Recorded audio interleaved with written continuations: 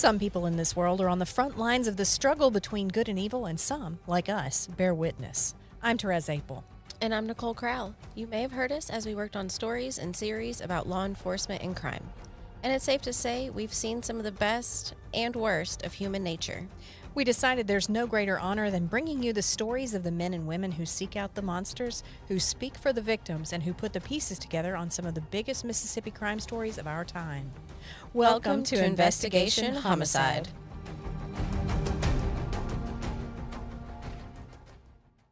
Hello, everybody. Happy Thursday. We're doing things a little bit differently today. I'm starting off the podcast. Normally, Therese does. But we just said kicking me out of the nest. And so here I am, and I'm all nervy. But I'm really excited today because today is, I think, the first time that I have brought on a guest that I knew and that Therese didn't know as well. So I'm really excited for this. We started off as friends, and now he's here. So we're just going to start off like normal. Therese, how has your week been? So it's been kind of crazy. Yeah, you've had a big week. It's just, life just is fast-paced right now, and summer always makes it worse. And, of course, there's more crime in the summer, and it feels like somebody said the Q word every day. I feel like in the summer it should be lower because it's so hot and people shouldn't really want to go outside that much. So well, apparently they get as mad as I do, but I just go inside and get in the air conditioning. Yeah, and I that's guess fair. some people instead go do crime. Go inside, everybody. Right. So I'm going to introduce our guest today. Today we have John Michael Lay. John Michael Lay is a former police officer with Starkville Police Department. And I'm very excited because we had met maybe 2 months ago. We also have Jennifer Lay, his wife, here with us, and his dog, Briar. We met a couple months ago. Jennifer is the new executive director at the Brandon Main Street Association. And we just met, just kind of chit-chatting. And then John Michael, I think, was introduced to me, and we kind of got to talking. And after a while, he was like, well, I've heard about your podcast. I think you had brought it up first, and Correct, you had yeah. heard about it. And we had just started chit-chatting, and you had a great case that you want to bring today. And so, everybody, this is John Michael Lay. John Michael, can you tell us a little bit about your history in law enforcement and what brought you to our chair today? I'm John Michael Lay. Yeah. I am from Monroe County. Went to Delta State and got my degree in criminal justice. Went to what is known as the Mississippi Police Corps. It no longer exists. Great program. You had to have a college degree to go through it. Chief Deputy at Hinds County went through with me. One of the DA's investigators for Madison and Rankin County went through with me. Some really, really good people that have gone on and become excellent at what they do. The program was discontinued due to funding. So I went through that in 2001, graduated in 2002, and started my career in law enforcement as a deputy up in Monroe County. Okay. Worked in Monroe County for several years, and patrol, wound up down at Starkville for a little while, and then back to Monroe County. Oh, okay. And went in investigations. Got out for a little while, taught criminal justice. You really get a better understanding of a lot of things when you're trying to teach it to high school kids.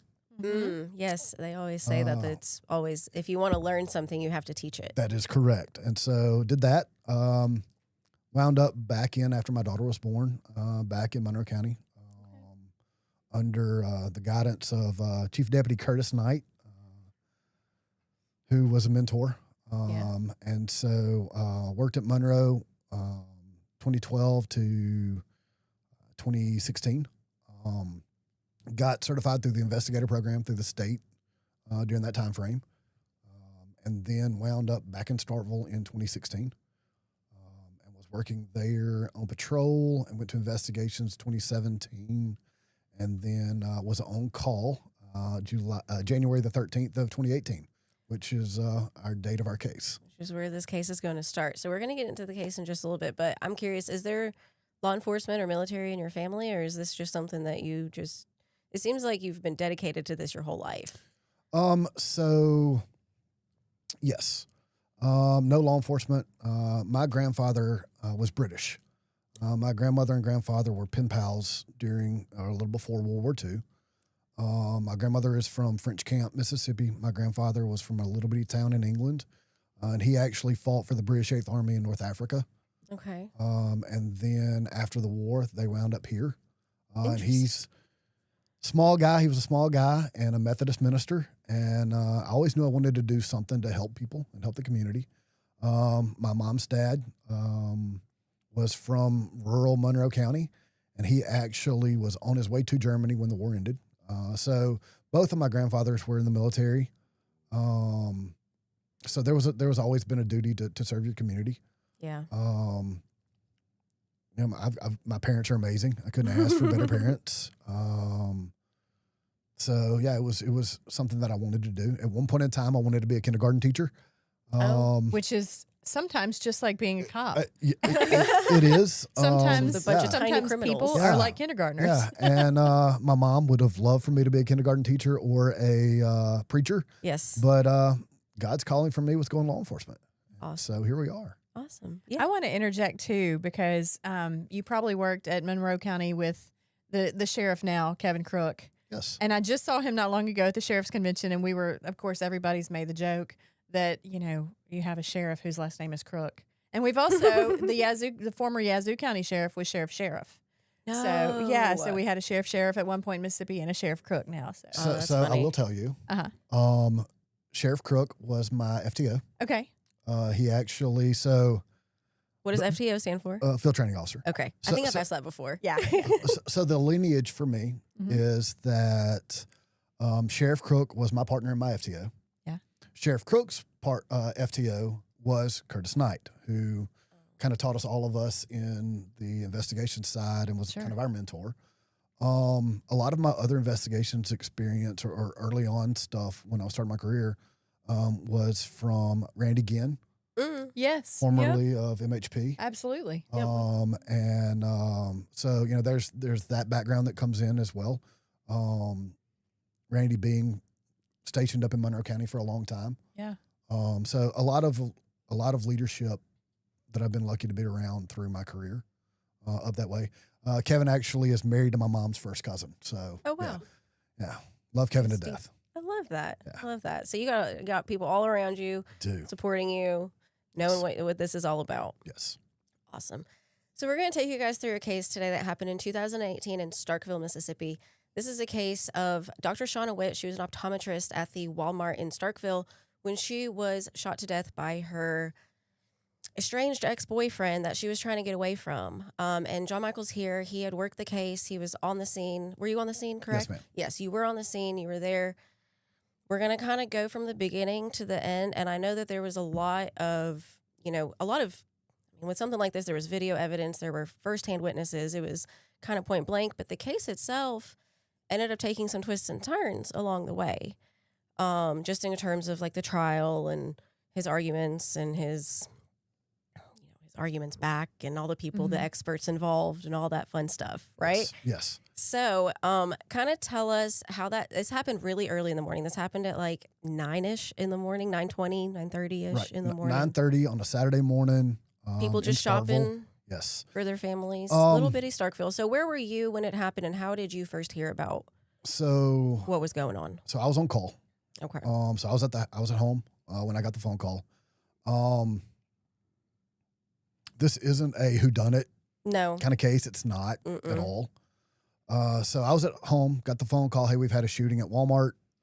Jump in my car, head that direction, and they had just put in, and I don't know how familiar with Starkville.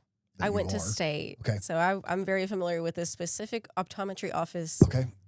in general. So you were in Starkville though before they decided to put the medians down Highway 12. Yes. We did not have medians on Highway and so 12. the medians on Highway 12 had recently been put in. Because I got T-boned on Highway 12, so I would know. And so I'm coming up Highway 12, and then all of a sudden, traffic's just blocked. You can't go anywhere. Okay. And so I wound up cutting lights and siren on, which I already had on, and kind of parted the seas. You can actually, even with the medians, you can get a car and a fire truck straight down the center lane if cars pull off to the sides down Highway 12. Okay. So And that's that's kind of what always happened. cool to watch when that happens Yeah. too. So Yeah. The fire truck was just sitting on the side of the road, and when the sea kind of started parting, they rolled in right behind me. And so I started up to the intersection where Walmart is, and the sheriff's department was already there. They'd already blocked off the entrance. not letting people out, keeping everybody in, but not letting anyone else in.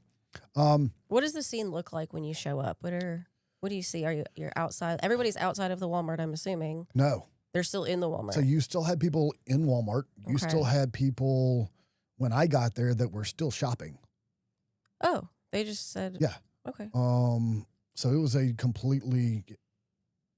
little bit of some chaos there. Yeah, I think people just really didn't know how to process what just happened. Maybe. No, not at all. Yeah. And so when I arrived, ambulance was still there. Patrol officers were already there, and they already had Mr. Chisholm in custody. Okay.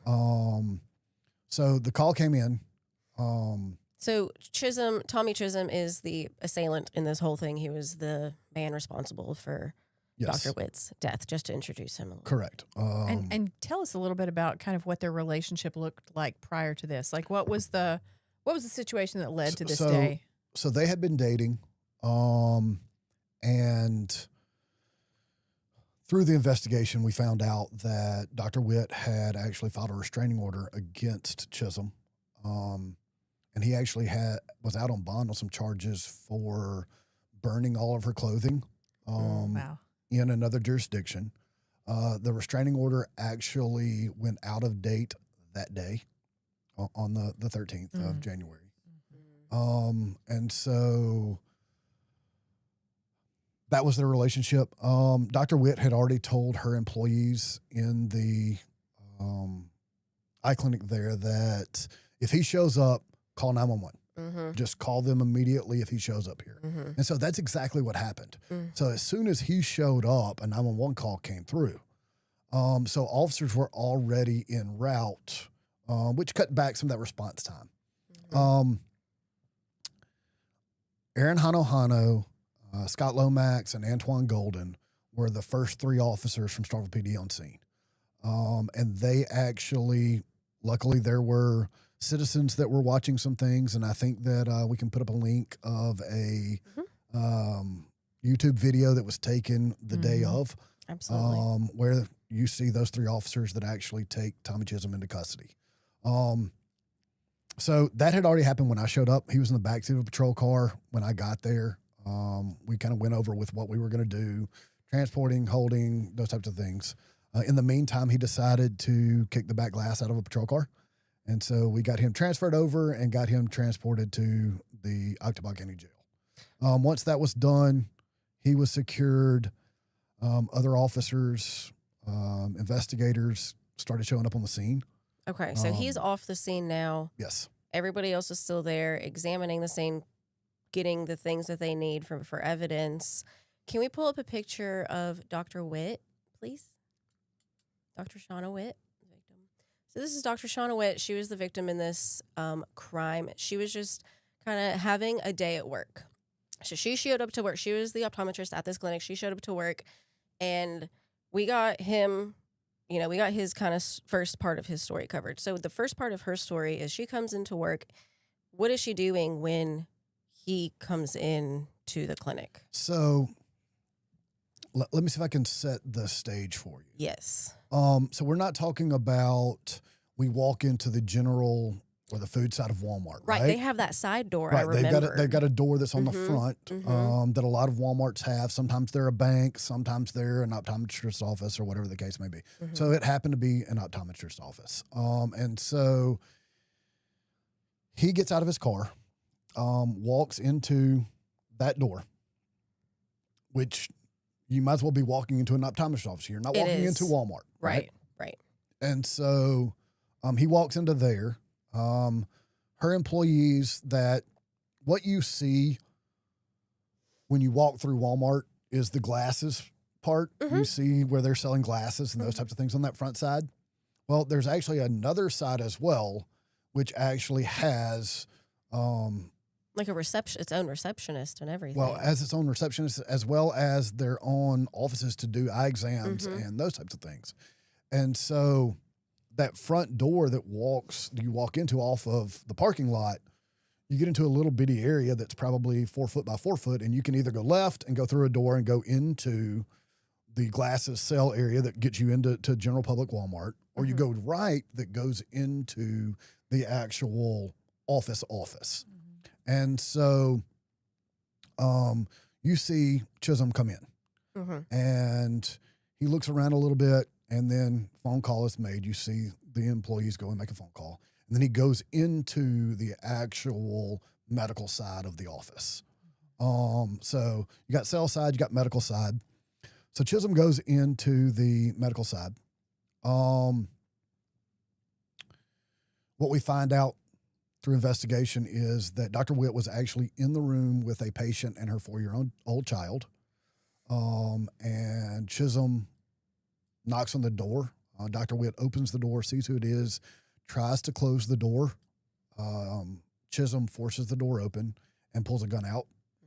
Dr. Witt, saving herself or attempting to save herself and definitely saving her patient and their child, Right. kind of slides underneath his arm and takes off running towards the front door. In doing so, I believe it's 8 rounds were fired. Dr. Witt was hit once in the back and then once in the back of the head. And she fell to the ground close enough to the door that you can actually see her fall from the cameras inside the shopping side of the video. Oh, wow. Into the medical Into side. that door. Yes. So you don't actually have any surveillance of that part of it happening, but you can see it happen.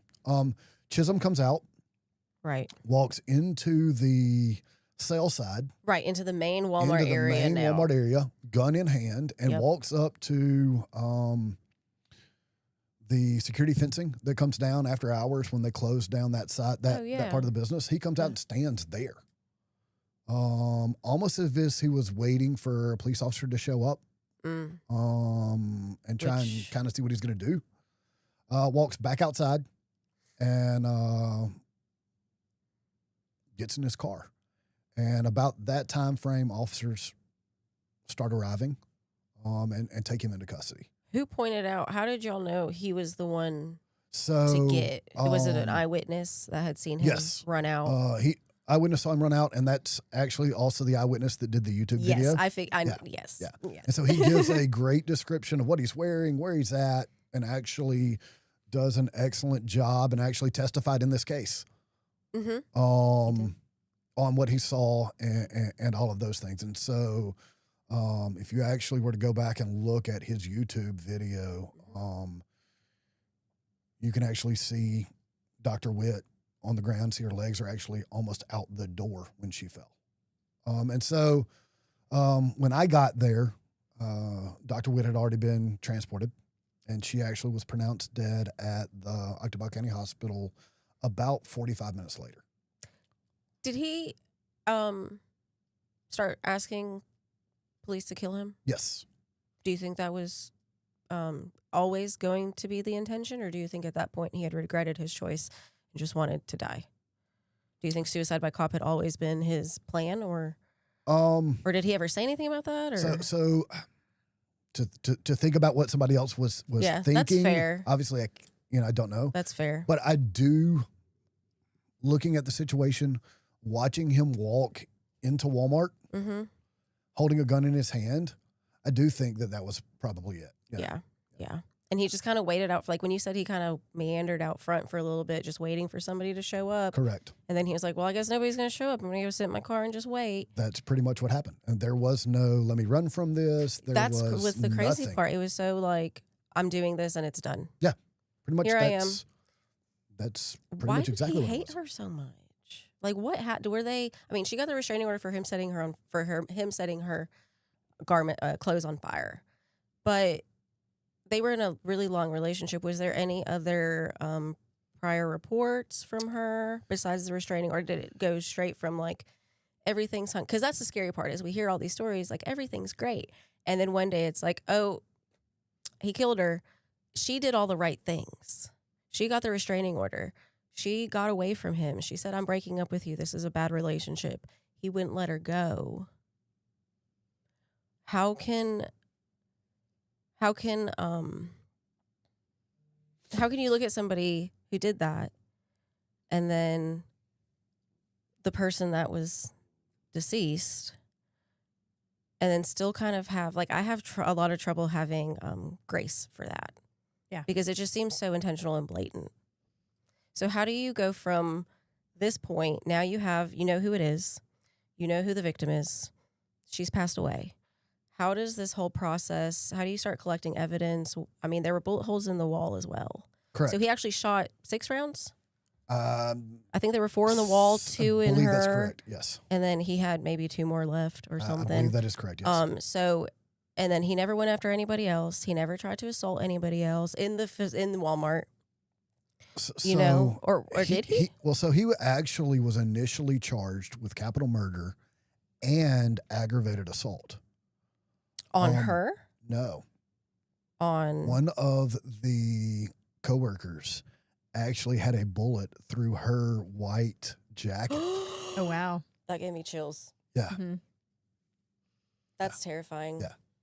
So the assault charge was on her. Correct. She filed it. Okay, so then we're going to get into, now he's in your custody. How do you go from here? So it was,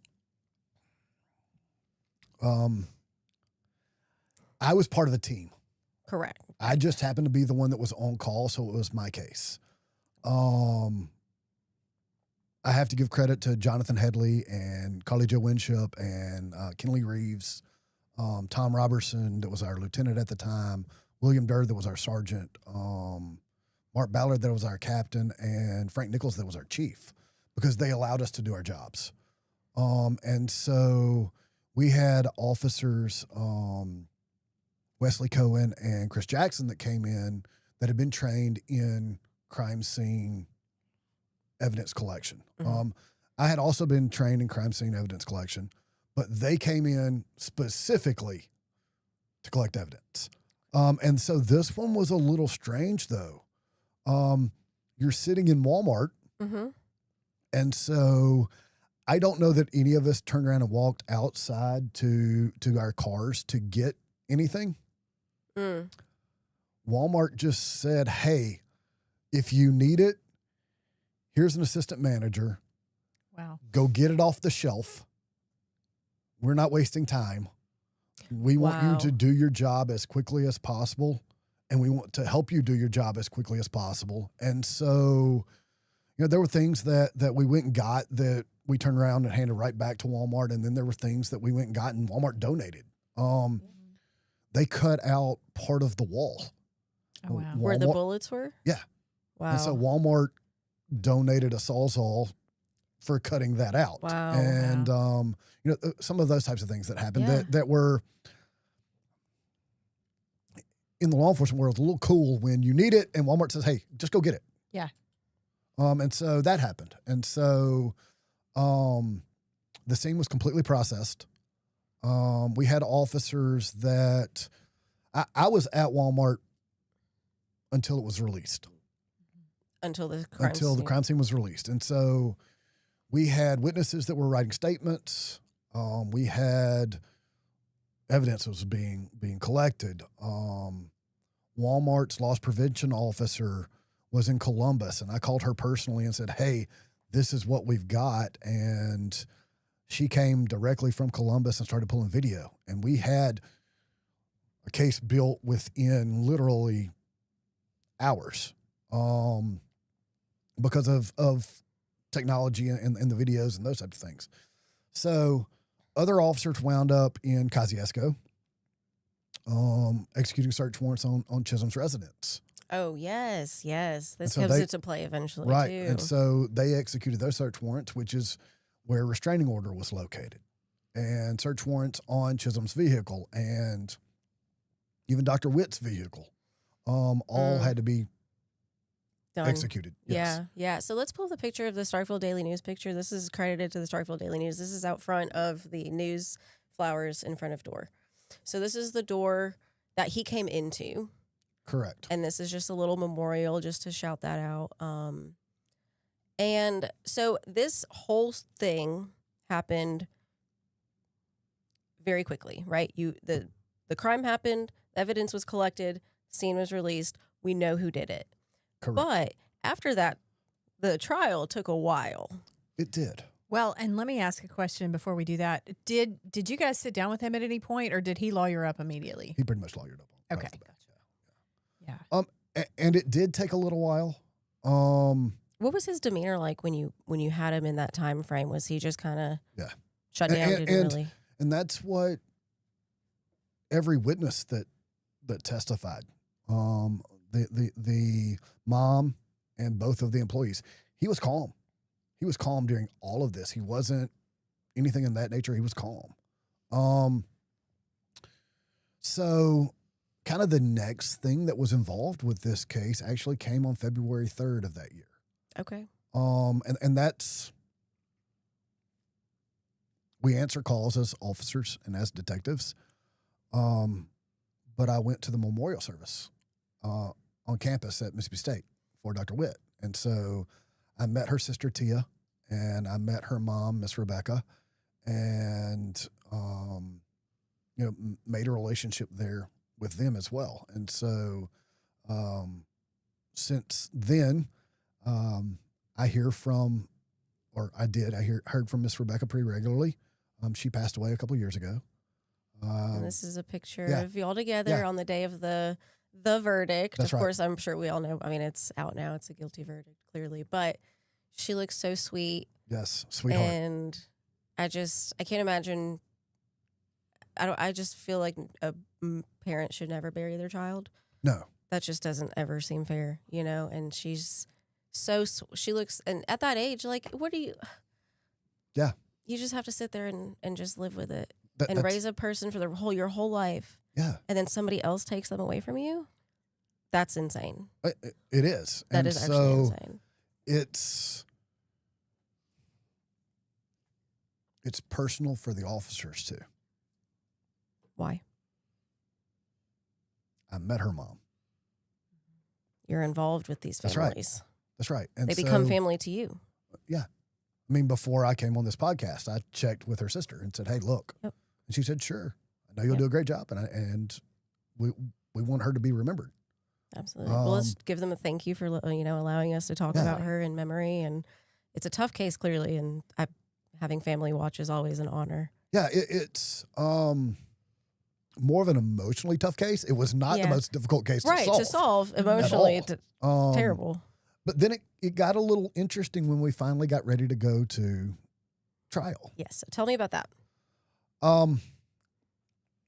Well, so initially there was an argument that was made by Chisholm that he should not have been indicted for, say hi to Briar. Hi, Briar.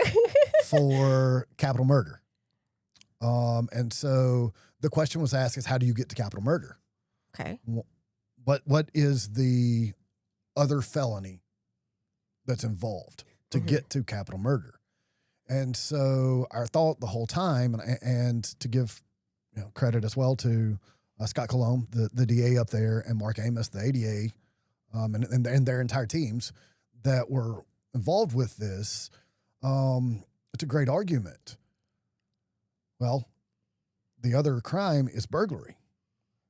Right. Because Mr. Chisholm had no business being in. Yeah, you can go in the office. Right. You can go look at glasses. You can. You can go. You can look at the glasses. You can even go in potentially to make an appointment with a doctor, right? But you can't go into a closed examination room while someone else has a right to privacy that's going on in there. And I had to reread it a few times because the verbiage itself is very weird, and I understand why y'all got that charge done. Like, it makes sense when you actually lay it out in legal terms, but it wasn't that he actually came in and stole something and took it away. It was the intention of burglarizing something is either, and the two words they used, I can't remember, it's either like intentional or it can be like covert.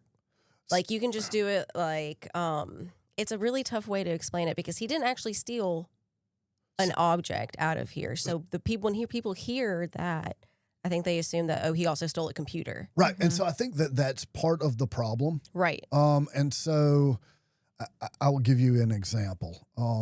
I know everyone has cell phones nowadays, so this isn't going to happen. But if you had a car wreck in Utica, Mississippi, and there's a house there, right? And you go knock on the door and there's nobody at home and your leg's broken, and you kick in that door, okay? And you walk inside that house and you call 911. Have you committed the crime of burglary? That's a good question. You have not, because what was your intention?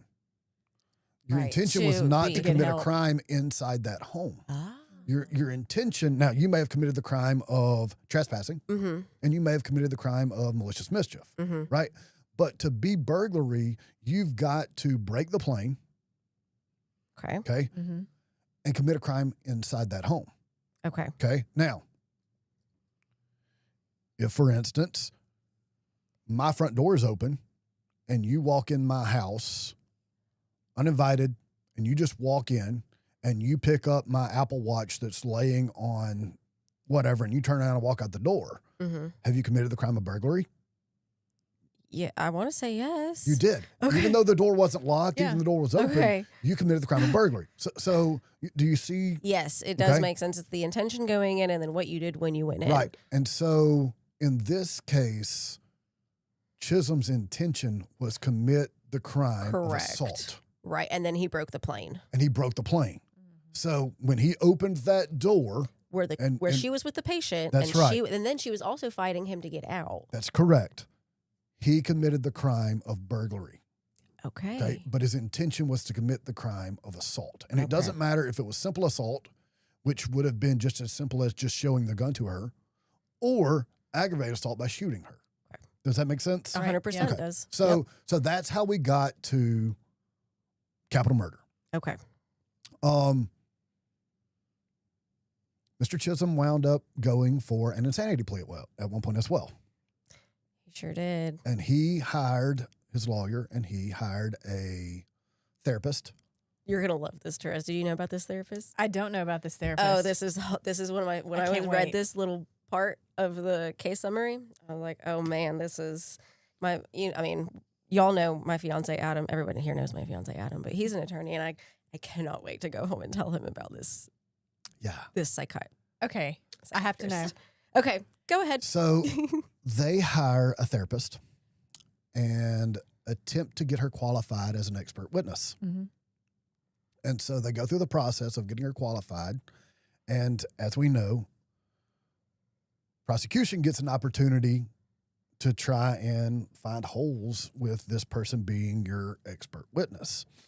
And the therapist that they hired wound up testifying to the fact that she had no ability to actually be an expert witness Wow. because she was not anything other than a therapist. She had no forensic therapy background. She had no And her mental school health- wasn't even her accredited. school was not accredited. Oh, She got it wow. on. She didn't do Yeah. any forensic studies. No. She didn't do any research studies that an actual therapist has to take and do in order to be a therapist. And She was didn't just some even- girl that went and got Yes. a therapy degree from some sort of Out of a cereal box. online and then said, I'm Arguably, an yes. expert witness in forensics psychiatry, Psychology, I believe it's correct, psychology. Yeah.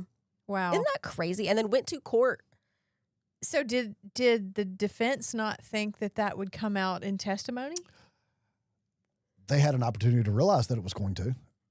And that was one of the issues that wound up being part of the appeals process. Sure. Yeah, it seems like that'd be a strong appeal. No, No, it wasn't. it wasn't. No. And reading, of course, I wasn't part of that, but Right. reading Chisholm versus State, Mhm. where it actually wound up going to the state Supreme Court, the state Supreme Court said, you as a defense lawyer and a defendant know that prosecution is get to argue Yeah. this, and so you should have known that was coming. That being the case, is that's your witness. That's not on prosecution. That has no Yeah. reason to retry or anything of that nature. Sorry. Well, and I homie. guess when I was thinking that might be a strong appeal, it seems like that might be grounds for what is it, incompetent counsel, or I don't know I usually know the Oh. exact term, Right, but I can't think of it right. now. But like basically, His lawyer when you was can come back and say your lawyers weren't any good. No, but his lawyer was good. Mark Clyde Yeah. is a good lawyer. Okay. Yeah. Just missed it. It Sometimes just, that happens. It just happened that way. Yes. Okay. okay. So that part was crazy. So we had, and I didn't know this before we had talked. You had brought up that the trial had actually gone on during COVID. So how did that impact? So it was set to go at one point in time during COVID, Okay. but because of COVID, it got pushed. Would it get so- pushed multiple times and you just kind of waited until Yes. it was done? Yes, and So, so he's just we- sitting in jail for how long? correct. A year, 2 years? No, 3. 3 years. I believe July of 2021 is when we finally went to trial in 18, this 19, case. 20, 21. Yeah. Yep. Well, and So what d- does that do as an investigator? You know, when you've got a case that sits that long, what does it do when you know that it's coming up and you're going to have to go into court? Knowing that, I mean, and we talked about this prior to starting the podcast. Sometimes when it's been a while since you've worked a case, I mean, it can kind of fade out a little bit. Like there are details that you'll miss. So how do you prepare for that? So this case has been over 7 years ago now. Yeah. And I am not privy to my case file anymore. Right. I don't work at Starkville anymore. And so a lot of this is off of memory. So I'm not going to say that I haven't possibly missed something 7 years later. But that's one of the biggest things is all ADAs that I've ever worked with are the same way. You start court prep about a week to 2 weeks prior. Yeah. And that's why one of the biggest reasons that note taking in your investigations files and attention to details matter. Because small things that you will miss are things that you'll miss. Mm-hmm. Mm-hmm. You won't remember them 4 years later. And I Correct. think we said that Yeah. at some point. I don't remember who the guest was, but they said even if you don't think it's a significant detail, write it down. That's right. Because it could be, Yes. and you're going to forget it. They said exactly that. Yeah. Absolutely. So he did end up appealing. Actually, we're not going to go there yet because I want to get to the verdict. So let's get to the actual trial day. Okay. Everybody's in court. Dr. Witt's family is there. Y'all are there. You're there. Jennifer, are you there? Yes. That's You correct. said they had just come back from vacation. Yes. The DA postponed. Oh, she's on. There she is. Yeah. Say hi. So tell us about that day. How did it start and how did the whole process go? And I want to hear about, I love the fact that the jury deliberation. I know, right? Yeah, that was just, so. Realistically, it's all kind of a blur. Yeah. And so what happens is, and that's, I don't know if you've ever sat in on trials. Not in a criminal trial. Mm-hmm. So Yes. you've seen things, right? And Yeah. so that's one of the things that I can't tell you a whole lot about. The only time that I actually was in the courtroom Mhm. was during my testimony and during closing arguments. Well, Okay. and can I expound on that just for the people that don't know how it goes? Because even I, as a reporter, I had been in on dozens of trials that I'd reported on, but it wasn't until I was a witness in a trial that I understood how it works, where you don't get to go in there until it's your turn to testify. So you think that, like, when you're talking about a trial, you think that because somebody testified that, like, they must know everything that went on in the courtroom. But, I mean, with the exception, in the trial that I was in, I was a witness.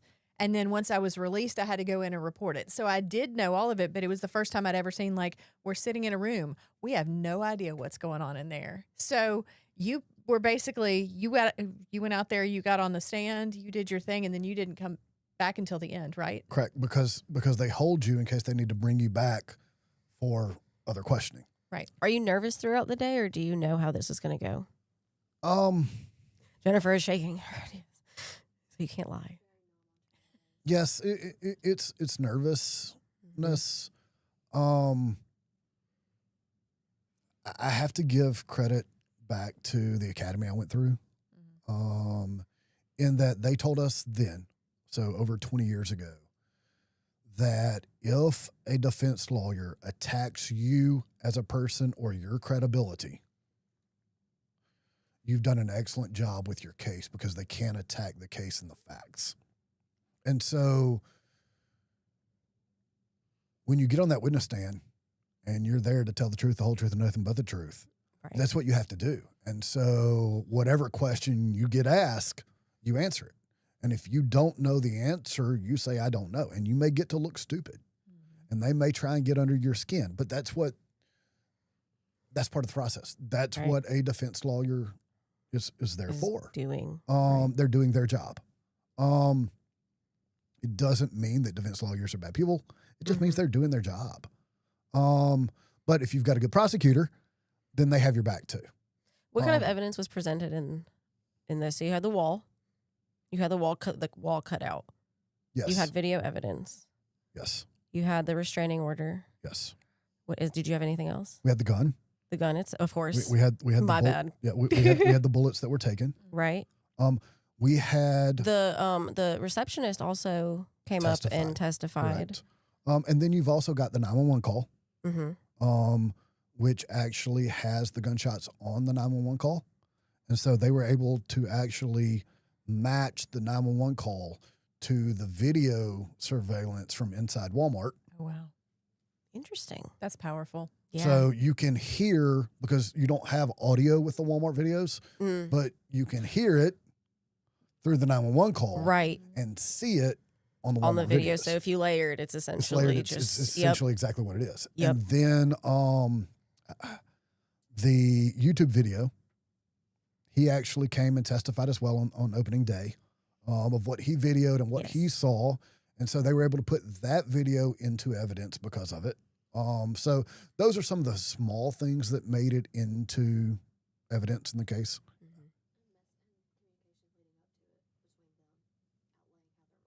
Well, yeah, I mean, there were Yeah, right. some back and forth on what the relationship had been that we could Right. prove. When they got the subpoena to go into his house, what did they take from his house? They got and then also a laptop? Yeah, so they took a laptop and they took The restraining order. Restraining order, yes. Nothing ever came of the laptop? So that was one of the arguments on appeal. Right. No evidence was ever presented in the trial on anything that came off the laptop Okay. or either of their cell phones. Right. And so the state Supreme Court said that Doesn't matter. It doesn't matter. It doesn't matter. Because he had time. He knew that he would have had time to, he also had access to request something. Like the argument for the appeal yes. was that he knew what was on that computer. So if he needed to, he shouldn't have even worried about it unless it was something terrible. Basically. I'm terrible doing legal speak. The gist of that is Supreme Court said that it's not necessarily the prosecution's responsibility to show evidence if you know the evidence is there. Right. If you knew the evidence was there, why didn't you request it and present it? Right. That's part of your defense. And that's basically what they said. Exactly. Yes. So you have the ability to defend yourself and you had the opportunity to do so. Mm-hmm. You should have done so. Correct. Yes. That's exactly right. So all this evidence is presented. We have a jury over here. They're about to make a decision. They go back to the back. Tell me about that. So they go back to the back and we were all getting ready to go eat lunch. Okay. And thinking we're going to be an hour, hour and a half, 2 hours, 4 hours, you don't know. You never know. And an entire 26 minutes later, I believe is correct, the jury had a verdict, and we went in to hear the verdict. What was the verdict? The verdict was guilty. Guilty as charged. Guilty as charged.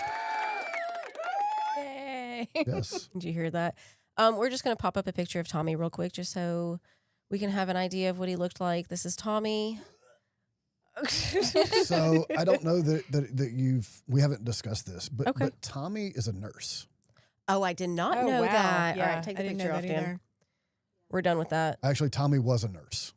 Okay, so that's interesting because that's Yes. a caretaking role, Correct. which is very different from somebody who goes in and shoots their ex-girlfriend in the head. Correct. And Where was he a nurse at in Starkville? he lived in Kosciuszko. I don't know Okay. exactly what. Which is not far. I think Kosciuszko was like, 20 minutes from That's about Starkville? right, Yeah. He'd been a nurse his whole life? I guess you wouldn't. Maybe you wouldn't even know that. As far as I know, that was his only profession, was nursing. Yes. Who is Lorice Simmons? Hi, Miss Larice.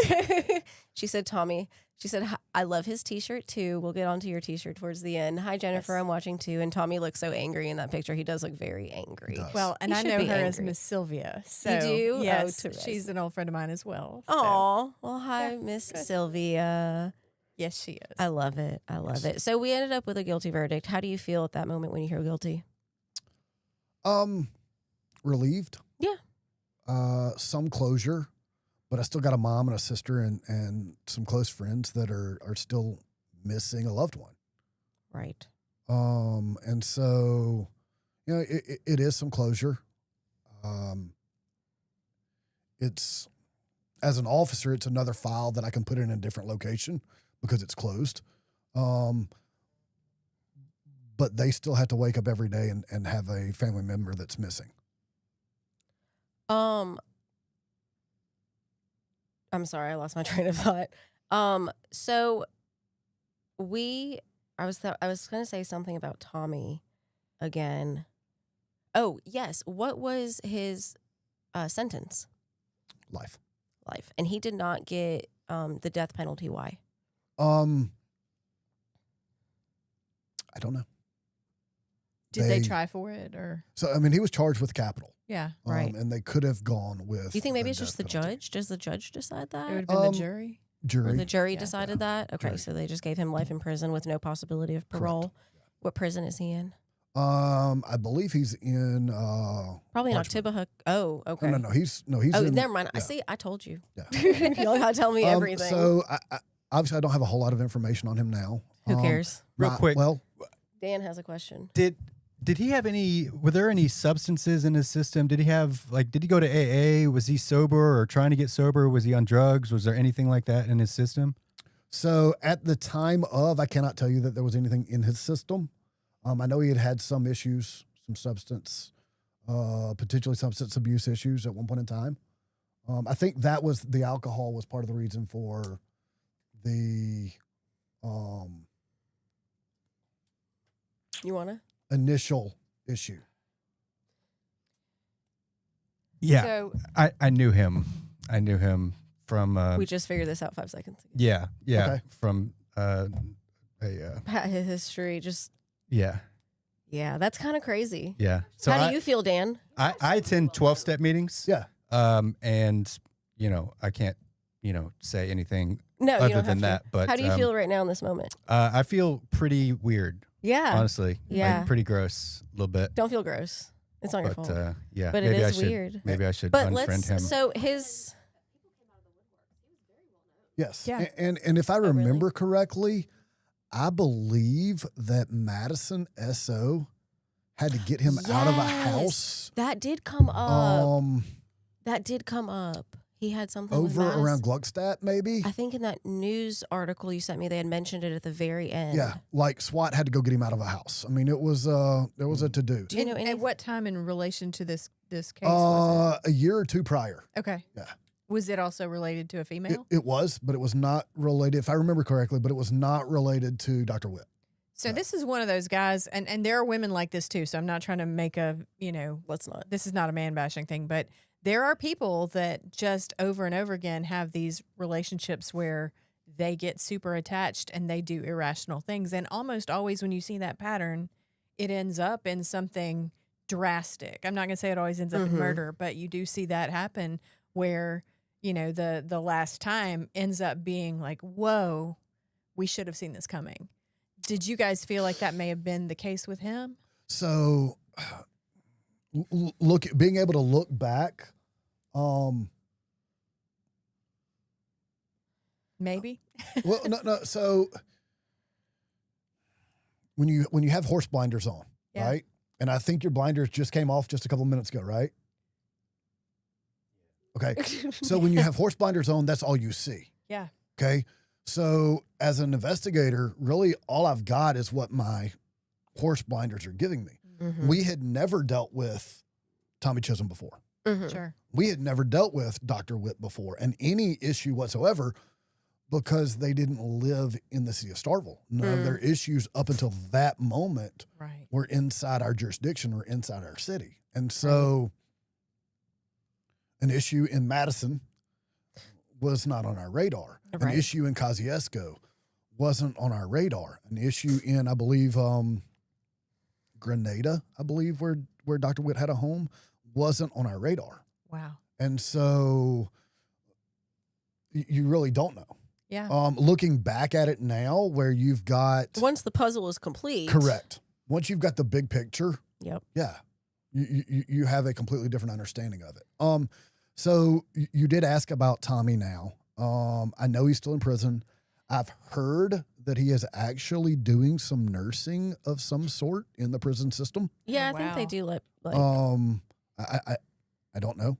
Well, and that's this- what it I've would heard. make sense. This Oh. says but- he's at Parchment. We were asking where he is. He's in Parchment Unit 30. Okay. So, Yeah, I mean, I bet that they don't have a lot of medical professionals that go to prison to Parchment. So when they have one, they're like, actually, you can do something Yeah. here. right. Yeah. He's not making Come license come plates. do these shots. Yeah. It's not a I mean, joke. that was Okay. Dan got it. There it is. Sorry, it was a very off-brand joke. so. I'm still in shock. Sorry. Yeah. Yeah, that's kind of. I mean, And he's how old is he now? should She was. I mean, be- they were in their probably what 30s, No, 40s. 40s back then. So He he's was in his probably 40s. He was born in 1977. Yeah, So he's about almost 60. he's 47. Almost 50. 47. Yeah. Yeah, he's not almost 60. I mean, sorry. Us Yeah, Gen X Jen. people are like, Jen wait heard a me minute, right. what? Yes, exactly. Yeah, he's 2 years older than I am. Damn. Yeah. I think it's interesting to watch you go through this case too. Like for you, it wasn't even a guilty, not guilty for you in the case, but like such an emotional attachment to the family. Yeah. Yeah. So that was Jennifer, his wife. She doesn't have a mic, but what she was saying is that it was a very emotional case for you. And I'm just trying to, did I miss anything? No, because you get so connected to the family because you carry them through this time that they investigate crimes every day, and the family doesn't do that, and you're all they have. Right. Yeah, and their connection as a family. Hey, where's the case? Is to call me. Right. Mm-hmm. And Miss Rebecca was living by herself in another state, and was kind of going through it alone. And Tia lived in a different state, and luckily, And that's you know, her sister? it's her sister. Mhm. Yeah. And you know, there's that impact that's definitely different because you still have contact with the family. As well as I had issues walking into Walmart for a little while. Sure. Oh yeah. Well, And I want to add too, just based on my career working with law enforcement, with investigators, you see a couple of different phenomenons with guys that work victim crimes. So you're talking about sexual assault or homicide or that kind of thing, aggravated assault. It's oftentimes the living survivors that affect you more than the ones that pass. And so you have guys that either, it's hard to know sometimes which ones are going to get you, which ones are going to be the ones that really affect you and that really kind of carry forward for you. Some folks, some of the investigators will get hard, and each case is just a case and they don't attach and they're able to just move on. And that's hard to work with. The ones that have that heart, it becomes hard to kind of push through without being mentally affected by, and affected in your heart by the life. Yeah. And so that's what you're talking about. And I see it so much. And honestly, as a crime reporter, that when I am done, when I hang it up, it's going to be not because of a lot of the things. It's going to be because of the emotional toll of not dealing with the victims' families in a bad way, but just of knowing the people that are the most affected by these horrible situations. Well, and to expand a little bit more on that, I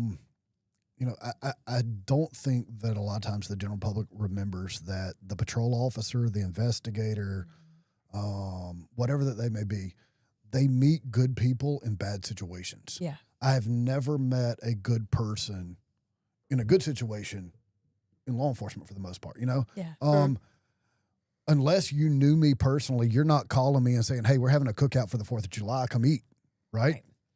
Because that's just not happening. Nobody calls 911 and says, hey, we got extra burgers. Exactly. That's exactly. Although, that might, maybe not 911. Yeah, but right. Like, But- Call the it's not a bad non-emergency idea. line But and yes. offer them burgers. Right, yeah. Right. And so, even in the law enforcement world, if you watch cops, we walk in and we sit with our back to the door most of the times and are super hyper vigilant on everything. And,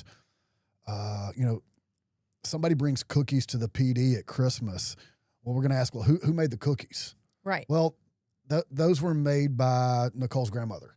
Oh, okay, well, I know Nicole. Not a problem. I'll eat those. Okay. Well, I don't really know who brought those. Well, nobody's touching those. Yeah. Yeah. Because we don't know. And so, I think that's one of those things that leads to what you were saying. I Yeah. mean, my T-shirt obviously says, stay the more needs you. Yeah.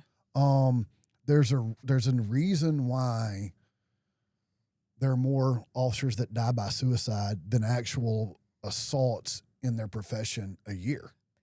You're 3 times more likely as an officer to die of suicide than of some kind of attack on you or some kind of line of duty situation. Yeah.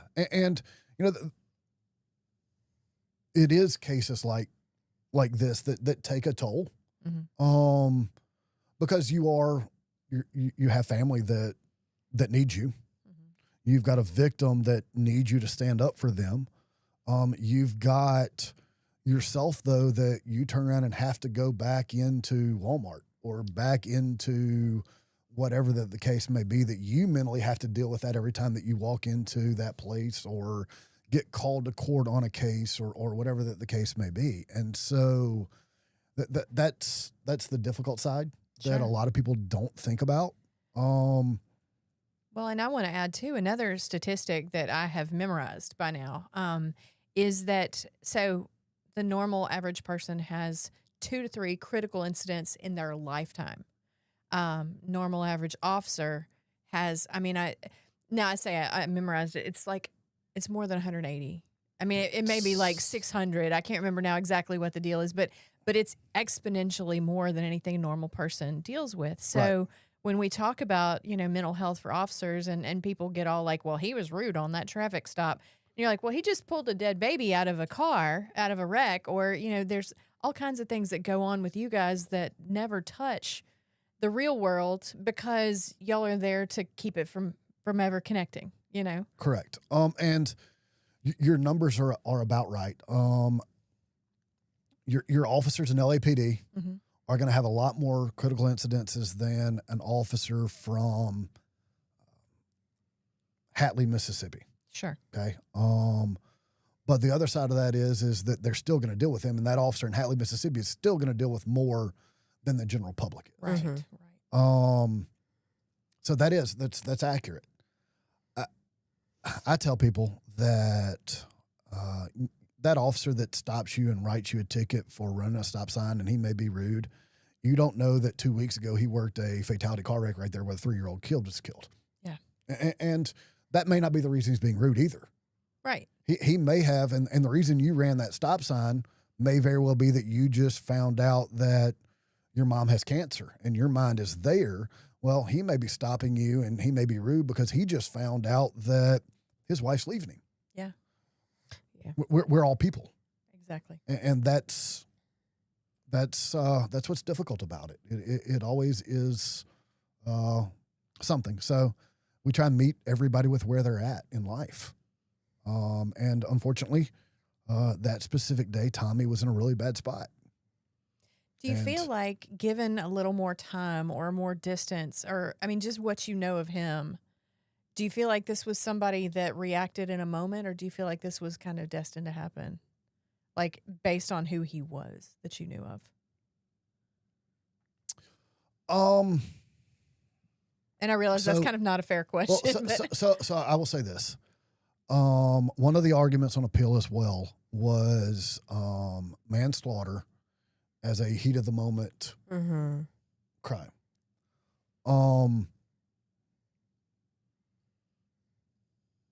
Tommy came into Starkville. He drove all the way from Kosciuszko with a gun. Yeah. He didn't come directly to Walmart. He went across the street first and then came to Walmart, got out of his car and walked up to the door, turned around, walked back to his car, got back out of his car and walked back inside the store, and then committed this murder. So we see him plan it and fight against it and come back and do it anyway. Yeah. Gotcha. Which is not a crime of passion. No. What defines a crime of passion? Ma'am? What defines a crime of passion? Something that the normal person would. So a crime of passion potentially. I think probably the biggest examples that most people would see. If you walk in and your significant other is in the bed with somebody else and you shoot That is them, always what people that's think. pretty much Yeah. Right, because you came in and it was again all this the way they phrase it is so beautiful, but when I repeat it, it sounds so silly. But it was if the regular person walked in onto something that would essentially make them lose their mind, that is a crime of passion. Not you walking in to kill somebody else running away from you. correct. And So there was- every single one of his appeals were just turned down. yes, all of them. Every single one of them, the court was like, nope, nope, nope. And there was no evidence whatsoever that Dr. Witt that had ever done anything to cause there to be a crime of passion, Right, for him to flip a switch. right. She was just working. That's correct, because you have 3 witnesses. Right. Yeah. Right. Correct. So I think it's time to wrap it up. We've had a good over an hour now. Therese, is there anything else you would like to say? No, I just think it's worth saying that, if you're in a relationship and someone breaks up with you, let them break up with you. They're not going to get back together with you because you're persistent. The best thing you can do is walk away, give them that space they need, and let them come back. If you love something, set it free. But seeing someone like this who had also had similar situations in the past in domestics, this is not the way you want to do it. And unfortunately, especially on this podcast, we've seen situations like this so many times. And obviously, Yes, let's Briar do it. agrees with Go us. ahead, show Briar. Yeah. Hey, Briar, you want to pick him up? Yeah. Is he your buddy? Oh, he Oh, he said can no. be. He's He camera heard the door shy. shut Camera outside. shy. So, yeah. So I also will throw out there, make sure that you're doing work.